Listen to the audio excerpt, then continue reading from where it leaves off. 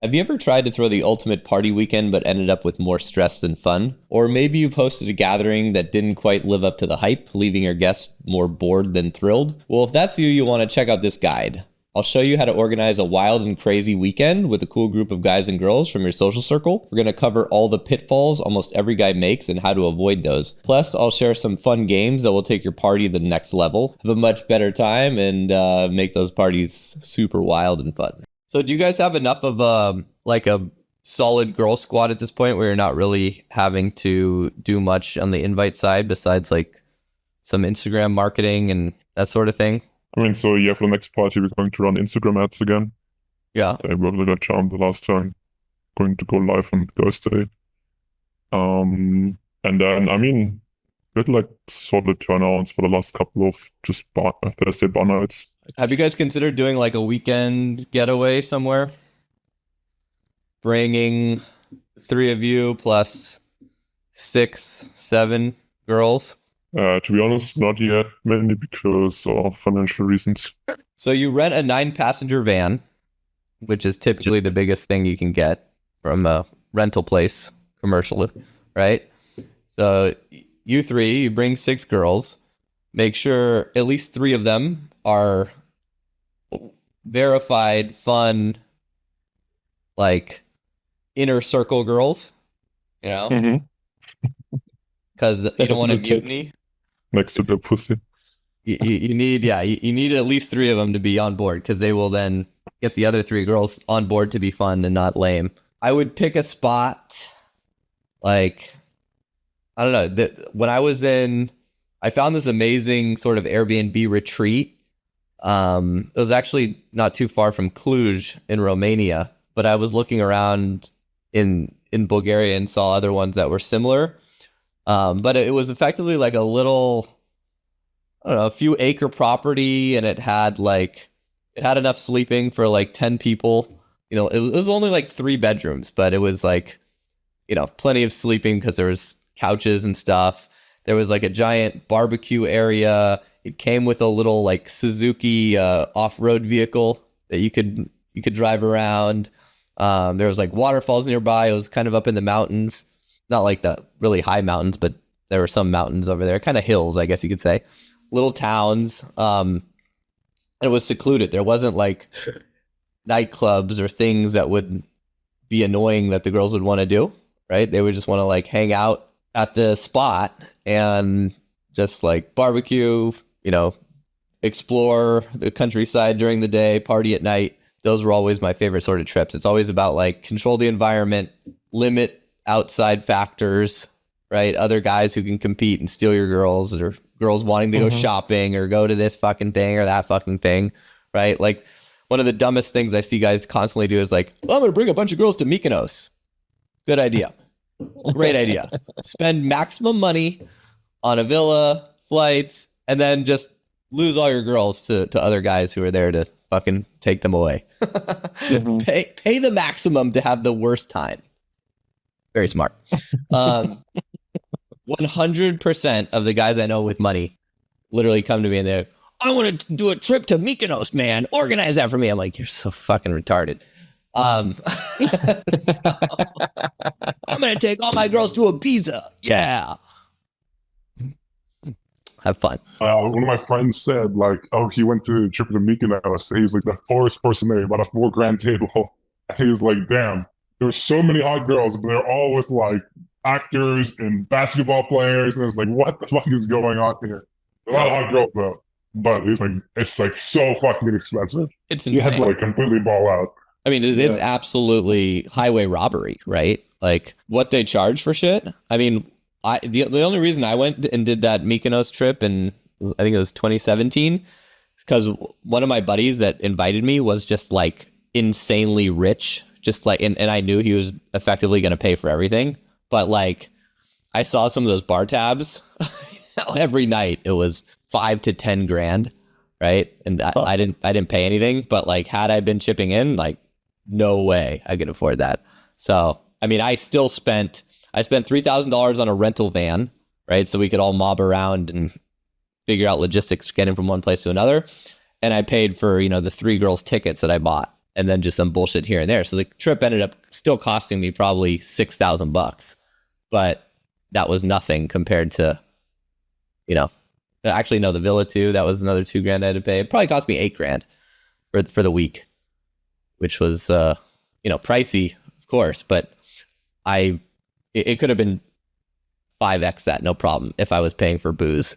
If you guys have the girls for that, there's so much awesome content that you can make from that, and the other girls who don't come will FOMO, and then you can kind of do it as a regular thing, like every couple months or once every 3 months. And those were always the most fun situations. It's kind of like summer camp for adults. So you can either do 2 nights or 3 nights.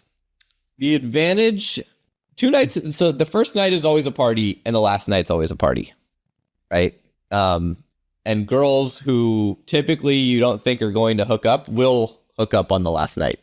Because it's the last night of summer camp, right? Oh, I was good. I wasn't a whore. Whatever. It doesn't count. It's the last night. That's kind of how they think. And if you do 3 nights, right, it's a little bit more spaced out, but usually you don't get, the girls aren't really partying very hard the second night, right? So it's better to build that in, because they can't really party 3 nights straight anyways. I mean, you can, but most girls just don't. So they party hard the first night. They're kind of hungover the next day. They don't really do anything the next night. But then the last night is a blowout. So, but you plan for that. So you plan more like a late in the day like activity. If you do like a Thursday, Friday, Saturday night sort of thing. So you would do like Friday late day, evening, something chill and fun, and don't expect people to like rage. But then they will rage the first night and they will rage the last night. So Do like a dinner or something the Friday, or yeah, a dinner. That could be a good night to like maybe go to a restaurant or something like that. I wouldn't do that more than once. Obviously it depends on the surroundings, but and then like a day activity as well. like a hike or something. Yeah, exactly. On the Saturday, or do you also do like a day activity, or just a party at night? Yeah. I mean, people will want to do like, so you arrive Thursday afternoon, people are excited, you party all Thursday night, right? Depending on how much the crew parties, right? You're getting up around noon the next day. People are hungover, having breakfast, and then you do some like day activity. Like start at 2 or 3, you go explore around wherever you are, right? And then you go, maybe you do a dinner, and then just kind of expect it to be a chill night. You never know, though. Maybe there's always going to be 1 or 2. They're like, let's go. Right? Let's do more. Then you kind of have to make the decision. Like, if I do this, am I going to spend myself out for the next day? Right? So you got to manage your own energy as well. What I always tried to do in terms of, I would do the trips where I strategically had 2 girls. If I hooked up with either one, I'd be happy about it. Right? And they were relatively into me, which would create the competition anxiety. There were other girls that the other guys were bringing that, hey, if they like me better, we'd do a swapperoo. It's kind of like whoever likes whoever. It's a free for all, and we're not getting in each other's way or calling dibs or anything like that. The only girls I would bring if I was fucking them were girls who were totally cool with me fucking other girls, or I was totally cool with them fucking my friends. Didn't matter. So yeah, it's just like that. That would always kind of give me the motivation to want to, participate in one activity versus another.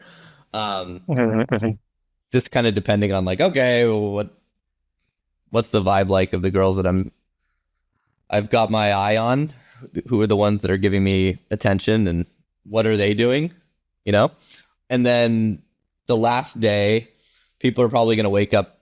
If no one partied hard the second night, then the last day is going to be another day activity. People are going to be up a little bit earlier, so it could be like a brunch sort of thing. And then I would do like some dinner where you guys all like cook together, something like that. And then another party. Then you come back on Sunday. Or you just do 2 nights and go balls to the wall. And in terms of like distance, I would do maximum like a 5-hour drive, 6-hour drive. Like I did this one time from Kiev to, I did it twice or 3 times, Kiev to Odessa, and that's a 4-hour drive. I did it once, Kiev to Lviv, That's a 5.5, 6 hour drive. And that was kind of like the max. Did another one from Lviv to Bukovel, snowboarding thing, and that was 4 hours. So yeah, that's kind of a good time. You don't want to have more drive than that because it just eats into the trip too much. Yeah, in terms of booze and drugs, yeah, you bring all that stuff with you. And food too, I guess. Well, part of the fun is shopping for the food. You get there the first night, you're bobbing around the grocery store with 6 hot girls. It's just like being anywhere with 6 hot girls, life is better. And That is true.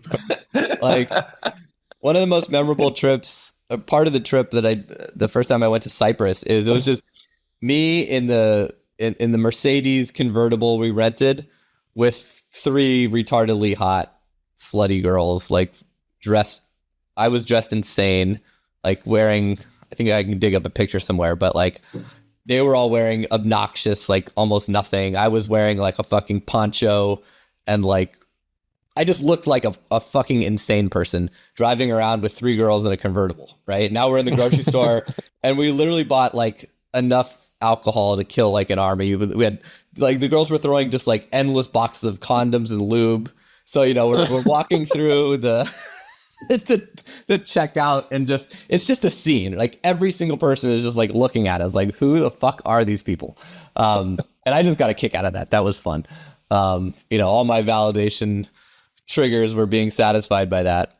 So, I mean, just a mundane thing like shopping, like anything you do just becomes a lot of fun when there's a bunch of hot girls with you. I don't know, life is better. So, right? Got to go to grocery shopping. Who's coming with me, right? So that's always the first thing that we do. We get there, check out the place. The girls would all fight over the bedrooms, and I'd be like, "There's no fighting over bedrooms, right? We're just gonna crash wherever we crash." Depending on the girls, sometimes you need to make some rules around that. But typically, they're just gonna put their shit wherever, and you don't need to say like, "This is my room," or that's my room. It's better for you to not have a room, because that way girls don't try to like claim their room with you. So that was kind of an interesting realization. Like, don't have a bedroom on purpose. Wait, tell me more about this. So basically what you'll do is you'll be like, oh, I don't have a bed, I guess I gotta sleep with you, kind of thing. Yeah, I mean, that can certainly work. I've never had to say that, but what the girls expect are the guys to like call the bedrooms because like they're paying for the trip, right? Mm-hmm. And kind of, try to assert that dominance. But when you just like literally give no fucks about anything, the girl's like, I want this bed, I want that, like, whatever. I'm not picking. I'll decide later. Right. And that way they can't kind of lay like a claim on you or try to like bully the other girls by saying like, oh, I'm sleeping in his room. Right. Because they will try to maneuver to, your girl. They'll try to claim you, and you just have to avoid that. Because the more that guys, we gotta do this. We gotta do this. It's my best stuff, guys. This is in my life, so it's amazing. This is, this is what I did. So, like I'm doing. Robbie, I'll speak on that. Just logistics. So we rented this mansion in the Hamptons, right? There were 6 guys and 12 girls. A lot of models, whatever, right? Every guy had a bedroom. That's it. The guys were paying for it. The bedrooms were for the guys. The girls basically get to sleep in the basement or on the rug or whatever, like on the couch, or not, right? It's basically, but the guys had the bedrooms. So essentially, if they could figure out how to be nice to a guy or whatever, that's. But yeah, we didn't give a bedroom to a girl at all. You can do it that way too if you have a lot of guys, but it also depends on the vibe of the girls, sort of like how high maintenance and cunty they are. And, we've done that model literally in the Hamptons like 3 times. But whenever I said like, this is my bedroom, typically what would happen is like, certain girls would then put their stuff in there, or they would, they're just always trying to kind of maneuver like little kids, like, oh, well, how can I secure this or secure that? And then I noticed my wingman, he's like, yeah, I don't have a room. Like, and that's by design. And he had been doing these trips for a long time. And I'm like, I see the genius of not having a room, because then the girls don't know. They kind of just have to fend for themselves. But I would tell the girls, I'm like, listen, it's like, all rooms are everyone's room, right? Like, I don't want to see any bullying, because the girls will sometimes will try to bully each other. But that's why it's really important that that the girls that you have coming, at least half of them are girls you're really close with, and will actually, you know, behave in a proper way. Because if you just have random girls, they'll just all do whatever the fuck they want to do. Right. I would imagine they would try to take the bedroom and like, oh no, this is my room, whatever, and then it's lame. Yeah. Exactly. Yeah. Exactly. I guess we can set those rules before the trip. Like, hey guys, listen, by the way, you know, everybody's got everybody's bedroom. We're not going to be all like scarcity mindset over this. Totally. Yeah. And they'll understand, right? Because it's like they're not paying for anything. They usually don't really have the entitlement in that situation. I mean, some will always be like that, but if you have that chat beforehand, like, listen, this, So- you know, Yeah. So, and then, where did you end up sleeping? with whatever girl I fucked, sometimes another girl or two would be in that bed, and we'd fuck in the shower, or they would join in, or sometimes I would like find another place to fuck. Like, you know, sometimes I'd sleep on some like outside couch if it was a nice night. Like when I did the Maldives trip, you could always sleep on like the couches under the stars. Previously hooking up with any of these girls? Like, or are they just like, because the girls that I know, I feel like they'd be pretty entitled and it'd be complicated for me to swing this. But it sounds like a good idea. Well, yeah, a lot of the time, like I did this trip to Lake Como, and I brought 2 buddies and 6 girls. So we were 9, rented the van, you know, drove from, where did we fly into? Milan, right? And it's like a 2-hour drive to Como, which is actually relatively cheap. It's way cheaper than like visiting almost anywhere in America. And it's the nicest place on planet Earth. Like, it doesn't get fucking nicer than Lake Como. There's no nightclubs there. There's really not much shopping. We rented a villa. Out of the 6 girls that came, I had previously fucked 5 of them, and I wanted to fuck the 6th, which I did. We had orgies 2 out of the 3 nights. The second night, we didn't. The other guys hadn't fucked any of the girls. There were 4 bedrooms in total, 4 bedrooms in total for 9 people. And then the guy, you know, so like those 2 guys like took a bedroom, and I was smart and I just like, whatever. I didn't, but you know, they didn't really get I mean, at that point it didn't really matter, but the girls were, like highly vetted, you could say. They all knew that I was a total player. They all knew that I'd fucked the other girls. They didn't care. You know, these were like very sort of like sexually liberated party girls. So there wasn't really any jealousy. And they liked the other guys. Like, they knew the other guys were coming. They hadn't met them, but they like, you know, I was organizing the trip and like, these guys are fucking awesome. Here's their Instagram. So they were excited to meet the guys too. And they were excited to go to Lake Como. And during the days, we rented a boat and like cruised around the lake, which is ginormous. You can't even see the lake in one day. You know, went to a couple of nice dinners and then just partied, you know, at the villa. Like, and then basically when it actually did come time to sleep, everybody's just like crashing in whatever bed is available. So the first night, we, you know, basically a bunch of people were taking ecstasy, and then I got a spin the bottle truth or dare game going. And then within, I don't know, an hour, it was out of the 6 girls who came, 5 of them were like basically fucking each other, and one poor guy couldn't get it up, so he was just kind of sitting there watching, and I was having a good time. The other guy was having a good time. 2 girls had like, I brought one of those double-ended dildos, so they were fucking each other with that. A good time was had. And then the one girl who didn't participate the first night, the next night she was like, oh, I missed out. You know, she was tired or whatever, because I think she had been up partying the whole night before we got on the trip. So then the next night she took some mushrooms with another girl, and they were just up all night, like having a mushroom trip. Most of us were asleep, right? Because we were kind of fucked from the night before. And then those 2 girls didn't participate on the last night, where we had another similar repeat of night 1, because they were so fucked from the mushrooms. So, and they were both a little bit, one of them was like, oh, I'm so mad. I was asleep last night. So they were feeling a little bit of the FOMO too. Never go into an orgy with a limp dick. We had plenty of assistance on that too, but this poor guy, it just the ecstasy didn't mix well with the Viagra for him. And I also think it was mostly mental. Like he was he wasn't like a stranger to those sort of situations, but it was definitely probably like the hottest group of girls. And I think he was just a little bit like putting too much pressure on himself to perform. But then the last night he made a good comeback.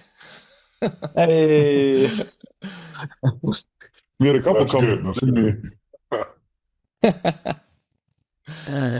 Here's the squad of that. You guys see this? Somebody hot. That's your dog, Robbie, or Yeah, that's Wiley. Wiley and it's a road trip basically, right? You took your dog, you put it in a van, and you guys. well, go. I fake service dogged him on the flight from Kiev to Milan. So the seven of us flew from Kiev. Or no, sorry. One girl, the girl in the back next to me, she flew in from Paris. But the other 5 in the front, they came from Kiev with me. So we were on the same flight. And then the 2 guys both came from, this guy was in San Francisco and this guy was in Singapore. So they flew in. We met in Milan and did the drive together. So you're already answering my next question, which is basically, flying in is fine. You can basically kind of all converge at one point, and then you do kind of your road trip. But Correct. it's not you have to all be in the same spot to start. You can kind of fly in, and it's a big adventure. Correct. Yeah. It's just you want to kind of plan the logistics around the travel day. Like when we would do the Maldives trips, for example, like the flight is 15 hours for some people. So there's just another factor to sort of build in. But for this one, the flight, it was only like I think a 2-hour flight from Kiev to Milan, and then it's a 2-hour drive. So like a 6-hour round trip, not terrible, right? We left early in the morning and arrived at the villa at like 2 or 3 p.m., which is great. And how much advance notice do you need to give the girls for this? I scheduled this. I kind of started scheduling it maybe like a month out with the guys, and then like started. I had like the core group of girls. I just I had all the girls that I knew were going to come, and then the last few confirmed like maybe a week before, right? And then obviously if you buy the tickets sooner, you save a little bit of money. But that's the other thing. It's like I can't tell you how many times it's happened because it's been substantial, but like just girls like no showing or missing flights and not giving a fuck. That happens sometimes. So have to be somewhat careful, but you have to build that in. Like I told these guys beforehand, I'm like, listen, like there's a very high probability that some like people just don't come and we have to eat the cost of their ticket. And that's not on me. That's a group thing, right? Mhm. Like we all participate in the wins and the fails. So, right. And do you give these girls any heads up about like what's going to go on, or like they just kind of know?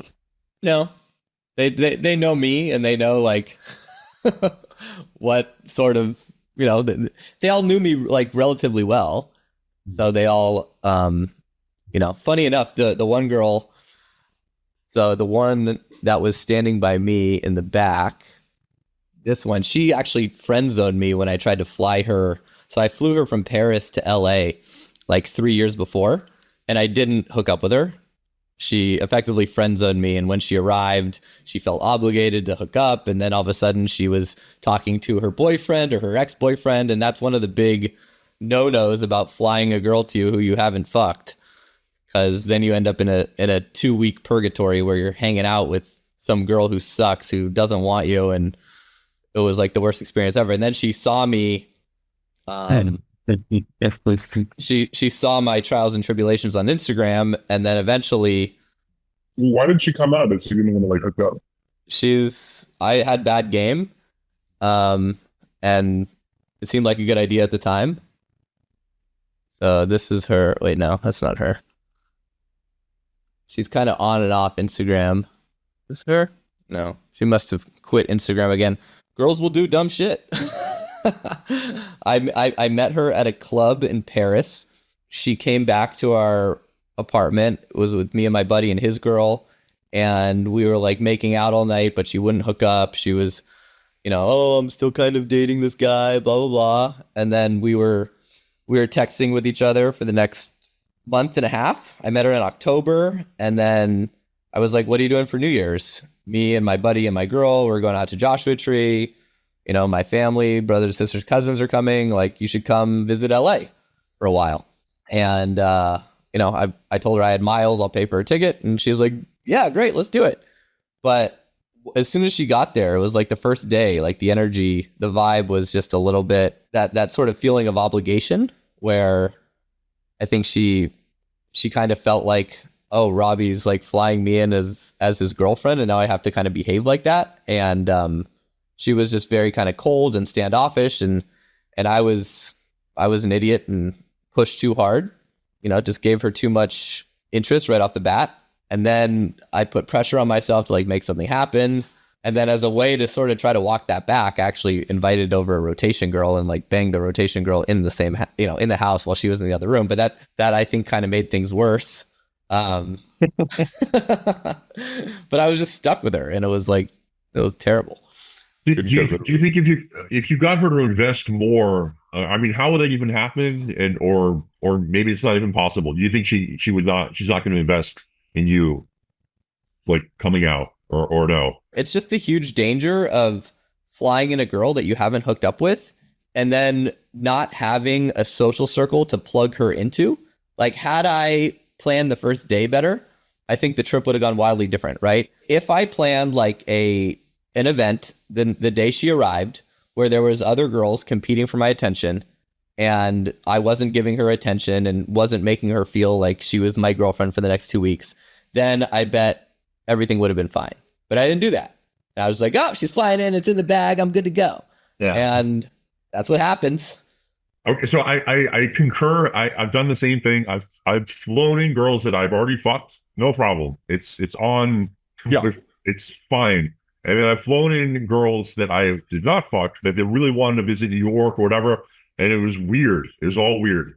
Yeah, sometimes it worked out. Like, I probably, I don't know. I'd have to run back through the numbers, but sometimes it works out. But most of the time, like I'd say over 50, maybe 75% of the time, it doesn't, because it's the obligatory obligation kills desire, right? And you don't really anticipate that beforehand. She doesn't anticipate it, but it just kind of hits you like a bag of bricks when you arrive, when, it's like this awkward, like, oh, where are we staying sort of thing. Because, it's like, I had it go well one time with this girl. I met her in Budapest, and we were, we didn't hook up. We were making out all night. And then I actually met her again where was it? Somewhere like actually right close to Como. Another sort of day trip, made out with her. She was kind of going to be there anyways with her family. And then I ended up flying her to the Hamptons later, like 2 or 3 months later. And, it was fine. We did hook up that first night, but it was still a little bit awkward. And there was definitely that sense of obligation and all that energy you don't want. So right. My advice is always like, get like, if you're going to even share like a hotel, like, it's almost better to just get like 2 rooms. Like, do everything you can to make them feel like there's zero obligation and you don't care. Yeah, right. The Thursday before I left, we had everybody do the drinking Jenga and everything, and it felt like we approached this level where it almost just turned into full-blown hedonism, maybe an orgy or whatever, but then like it kind of like never quite got there. And like maybe it was because of Ivana, and like, one thing was like we were actually like all like physically a little distant from each other, just like in terms of the way the couch setup was and everything like that. And one of the things I was kind of contemplating is how to like give it that push over, because like it got to the point where one of the girls suggested that we all make out, and like 2 of the girls, Ina and Kasara, were both like instigating, and they were like kind of like trying to push that direction. But then another one of the girls was like, Kasara suggested that, and then she was like, oh no, I don't want to get mononucleosis. This is one of the other girls. And like that, like immediately sucked a lot of kind of energy out of the thing. And like everybody else was kind of like, well, we can still do it. And then like some of the other girls like kind of like got a little hesitant and uncertain. And then Fuck whoever made that mono comment. Oh my god. yeah, seriously, what the fuck? That's crazy. It really sucked, dude. It really sucked. Like, I like everybody was ready. Like I think everybody was ready except for her, and she just like all the energy just got. That was who said that? No, actually. Oh god. Yeah, that's a buzzkill. But it's great that the girls were instigating. That's what you want. It sounds like that just might have been an unlucky sort of thing, but the way that I always did it was so I'd play spin the bottle, truth or dare. I was the ringleader, ringmaster, whatever you want to call it. So we'd all sit in a circle, we'd spin the bottle, right? And I would always know like which girls, how much I could push and when, right? That was what I was looking for. It's like, okay, this girl's feeling, because you have to go the speed of the slowest person. Because if you go faster than that person, then they're going to blow it up for you, which sounds like it happened with this doctor girl, right? Yeah, so she was feeling a little uncomfortable. She had made the comment. So the mistake was getting to the, you kind of escalated things too fast for her, right? So that'll always happen. So if the bottle lands on her, right, and I know she's kissed before and she's comfortable doing that, and she's probably not comfortable doing anything else, I would be like, all right, so your dare is... And I tell the girls like you get 2 truths and then it's only dares, right? So you can pick truth or dare, but you can only that's so truth good. Twice. We should have done that. That's good. That's good. That was one of the key pieces I think we were missing. right. Because she always pick truth. You get 2 of them, right? And then for the dares, I always like to do something that involves like the group. Like, and let's say this doctor girl wasn't comfortable with kissing, but she'd probably be comfortable with other stuff. I'm like, all right, you're going to close your eyes. You're going to sit in the chair. 3 people are going to come and touch your boobs, and you're going to stay blindfolded, and you're going to have to tell us who it was. Right. And so I would pick as the guy and then 2 of the other girls. Right. And so she'd be blindfolded. I'd be like, I'd point to the girl, and she would go and she'd touch him, and everyone would giggle, but everyone be quiet. You're not allowed to, right. So the girls would sneak over, and then would go and the other girl would go, and then be like, okay, who was it? And then she would pick him and him. We'd all laugh, right?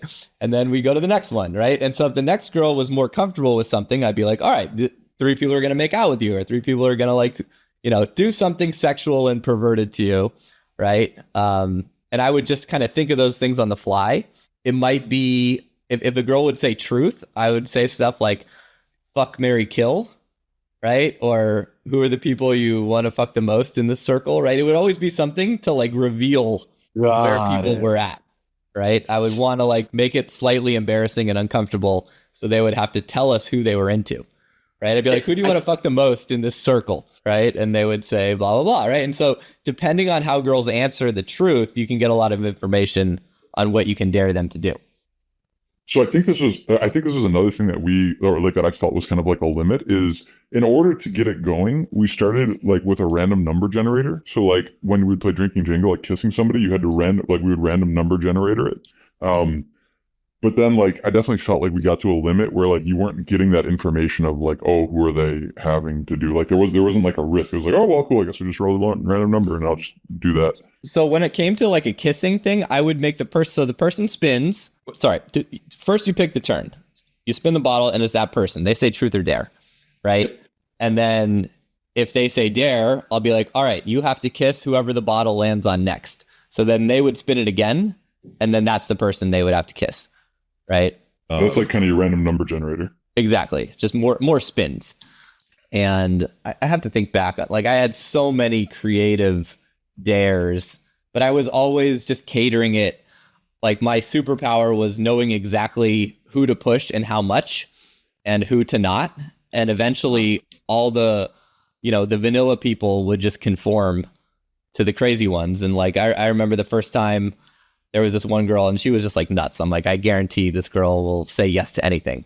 And I'm like, and she goes, dare. And I'm like, all right, I bet I can make you squirt. And she goes, okay. And then, so I made her squirt, right in front of other people. So, that was after a lot of other crazy shit was already happening. But You I think it would be really valuable for me to just get like a brain dump of like all the dares that you can think of, just to like have that armory, let's call it. That would be really helpful, at least for me. I can share as well. You have a Oh, list? yeah, All let's go right, as good. well. Yeah, we need like a master list. And then I'll Okay, post cool. it, and then you, Robbie, you, if kind of there's in there, just kind of get your memory going. Yeah. Just add in a few more. Okay. Put it in the knowledge base. I think exactly what you described happened, where like we pushed too fast and then like started to drop out and started to drop out. They started to like actually do less, Right. which was interesting. What'll almost always happen if you do it right is one of the girls will be like even more aggressive than you, right? In terms of like telling girls what to do. You still, who's ever running the game, like in that case, it was always me. I still kind of had the final say, right? And I positioned myself as that kind of too, because a lot of the time, so whoever spins the bottle, right? Like they got to choose truth or dare, and then they do the thing, and then the next person spins the bottle, right? And they have to do their thing. And then whoever it lands on, though, when they do the truth or dare, what I would do is I'd poll the group, right? Because usually it's like whoever spins it then asks, right? The next person says truth or dare, and then that person has to come up with the truth or dare. But that limits you to their creativity. Yes. So what I would do is like the group can ask for that person, right? The person, the whose ever turn it is, they're the one who gets, they have the first right of refusal to like come up with the truth or dare. But I have veto power. I'm like, I'm gonna make sure that you guys don't use lame fucking truth or dare. So No most of issue. the time- most of the time they can't think of anything. They're like, oh, I don't know. And so I'd be on the spot to think of something, and I would, I ran the game for the most part. And most of the time people were like, Robbie, pick for me. Robbie, pick for me. Robbie, pick for me. So then eventually I would do that. But there would always be like one girl or two girls that were really gung-ho, that were pushing the sexual energy even harder than I was, right? Because they're a lot more comfortable doing that. And when that's happening, that's what you want, because it just moves the game along so much faster. If a girl pushes it, it's not creepy or weird, right? She can just do whatever she wants. If a guy pushes it, it's kind of almost weird. Yeah, no girl would ever think that I was pushing it. They would, like, if I were to exit interview them, they'd all be like, oh, it was that girl who was instigating. Robbie was just the creative genius coming up with all these silly ideas. And I can't tell you how many times that got me laid alone. Just like, the girl would be like, you're so funny. How do you fucking think of all that shit? Oh, yeah, I don't know. Never played the game before. Because it was extremely socially calibrated what I was having people do. And a lot of the dares are the truths as well. Like if it was a girl, because sometimes it's not like you just have a highly curated group of just crazy party girls. Sometimes they were like accountants and like, random sort of like very vanilla girls. So I'd have to ask them like ridiculous questions. Like I'll think of them, but that was my genius in the moment.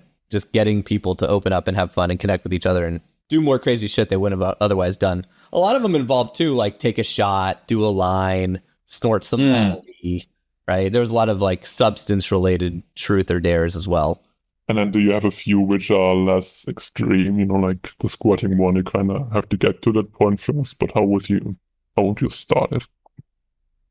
Oh yeah, I mean, it always starts with truths, right? And that's how you kind of get the ball rolling. Jenga is just another way to do it, right? Jenga takes the burden of deciding, right, away. And if you just have the right Jenga blocks, where it's like switch, and we have the Jenga, we have all the Jenga blocks in the database already. But that's another way to just get this game started, right? Like the whole point of the Jenga for me was to get the ball rolling, and then it would become the Robbie show, where we effectively just played this game where I got people to do shit, right? Under the guise of spin the bottle or truth or dare. It's just a big smoke and mirrors shit for me to get other people to do crazy stuff and get the girls involved. I think the way that maybe I've talked about the games in the past might have confused some people. Like some people, like I remember was like, oh, those games are too sexual. I can never do that. And like, I'm like, dude, you don't get it. It's not like that. It's like they just kind of get going on their own if you just have a Jenga set out there, right? There's always going to be people that just kind of start playing, and then when the game gets more energy, you give it more energy, and you just kind of fuel the fire, and eventually it just sort of takes over the party because everyone's sitting there having fun, right? And it's less about the DJ and the fucking music and the this and that, and it's like this group fun, like, you know, we're all talking about our lives, and it's almost like a group therapy in a way too, because, you know, people are sharing like really intimate things, doing intimate things. So it just created this amazing vibe. And just, I was just always careful not to overdo it and push it too hard. Thanks, guys. Bye bye.